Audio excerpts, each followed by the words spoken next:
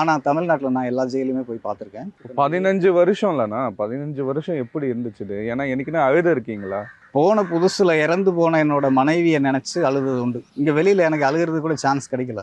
என்ன நடந்துச்சுன்னே தெரியல. எனக்கு கனவு மாதிரி இருந்தது. அதுக்குள்ளே கொண்டு போனாங்க, ரிமாண்ட் பண்ணிட்டாங்க. உள்ளே போய் தான் உட்காந்து தான் நிதானமாக யோசிக்க முடிஞ்சது என்ன நடந்திருக்கும் அப்படின்ட்டு. ஏன்னா நான் வந்து ஒரு சின்ன புழு பூச்சி கூட கெடுதல் நினைக்காத ஆள். இப்படி ஆயிடுச்சே அப்படின்னு நினச்சி நான் அழுது உண்டு ஒரு முறை. ஆனால் நீங்கள் தப்பே பண்ணலன்னு சொல்கிறீங்க. ஆனால் நம்ம பண்ணாத தப்பை நிரூபிக்க முடியாத நிறைய பேர் இந்த மாதிரி சிறைக்கு வராங்க இல்லையா? அதெல்லாம் பார்க்கும்போது நிறையா பார்த்துருக்கேன். அதுவும் மெயினாக பார்த்தீங்கன்னா இந்த ஒய்ஃப்ஸ் கேஸ் தான் நிறைய பேர் செய்யாதவன். ஒருத்தர் 2 பேர் செய்யலாம்.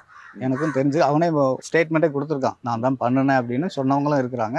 அந்த மாதிரி செய்யாதவங்க நிறைய பேர். ஒய்ஃப் எங்கே இறந்தாலும், அந்த ஹஸ்பண்ட் வீட்டிலே இல்லை வெளியூரில் இருந்தாலும் கூட பேர் வந்து அவங்க பேரில் தான் வருது. ஏன்னா இந்த சட்டங்கள்லாம் பார்த்தீங்கன்னா பெண்கள் பாதுகாப்புக்காக தான் இந்த சட்டங்கள்லாம் இருக்குது. அதை வந்து தப்பாக மிஸ்யூஸ் பண்ண. அது சுருக்கமாக சொல்லணும்னா கேடயமாக கொடுத்தாங்க. பெண்களுக்கு கேடயமாக கொடுத்த சட்டத்தை ஆயுதமாக பயன்படுத்துகிறாங்க. எந்த வயசில் சிறைக்கு போனீங்க? எப்போ ரிலீஸ் ஆகும்? 36 வயசில் சிறைக்கு போகிறேன். 52 வயசில் வெளியில் வரேன். உங்கள் இளமை பாதி நாள் இப்படியே போயிடுச்சு. இளமை போச்சு. வாழ வேண்டிய வயசு அந்த வயசு தான். ஆனால் அது எல்லாமே போயிடுச்சு.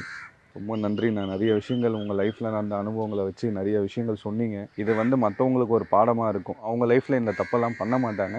எதுவாக இருந்தாலும் பேசினா சரியாயிருந்துன்ற நிறைய விஷயங்கள் சொன்னீங்க. ரொம்ப நன்றிண்ணா. நன்றி. பார்க்குற என்ன சொல்லுவான், பொண்டாட்டியை கொலை பண்ணேன் அப்படின்னு ஈஸியாக சொல்லிட்டு போயிடுவான். அந்த வார்த்தை தான் என்னை கொன்னுச்சு.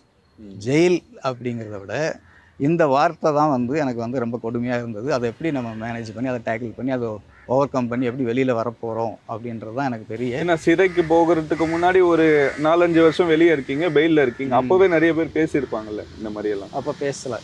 முதுகு பின்னாடி பேசியிருக்கலாம். ஏன்னா திரும்ப நான் வந்து ஜாயின் பண்ணிட்டேன் டியூட்டியில். என்னால் காரியம் ஆக வேண்டியவங்க தான் பார்க்க வருவாங்க.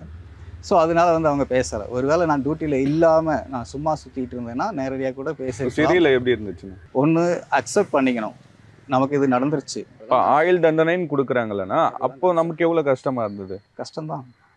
அது நினச்சி பார்த்தா கஷ்டம்தான். ஆனால் எல்லாரும் மாதிரியும் இல்லை, நான் கொஞ்சம் டிஃப்ரெண்ட்டாக நான் பாசிட்டிவாக தான் யோசிக்கிறேன். நீங்கள் அதை ஏற்றுக்கிட்டீங்களா? ஏற்றுக்கிட்டேன். நான் அக்செப்ட் பண்ணிக்கிட்டேன். இதுதான் கொடுத்துருக்காங்க. நீ சுப்ரீம் கோர்ட்டுன்னு ஒரு சாய்ஸ் நமக்கு இருக்குது. அதுவும் நம்ம கை கொடுக்கல.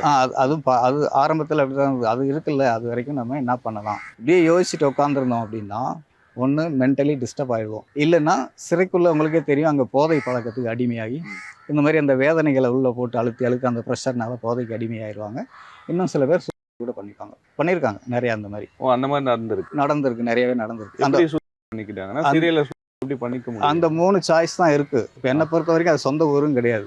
500 கிலோமீட்டருக்கு அப்பால நான் இங்கே வந்திருக்கேன். இருக்கும்போது நிறைய பார்த்துருக்கேன். நான் இருந்த அந்த பீரியட்ல மட்டும் 12 பேர் எப்படி ஜெயிலுக்குள்ள. இன்னும் நிறைய பேர் இருப்பாங்களே, எப்படி அது நடக்கும்? ஏன்னா 6 மணிக்கு மேல நைட் டைம் செல்லில் பூட்டிடுறாங்க இல்லையா?